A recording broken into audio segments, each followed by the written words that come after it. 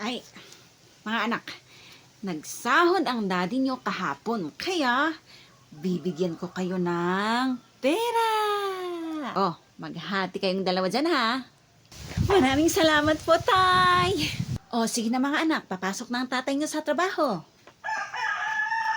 Sige po, Tay. Bye po. Wow, may pera na tayo, ate.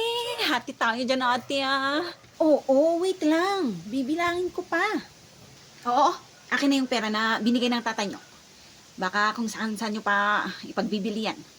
Ate, huwag mong ibigay. Akin na yan. Baon nyo yan bukas. Akin na. Nay, huwag mong kunin.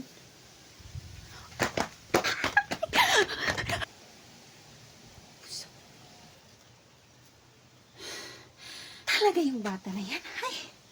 O sige, maghati na lang kayo ni Bunso doon. Yay! Yes! May pera na kami! Ayokong ibigay kay nanay ito.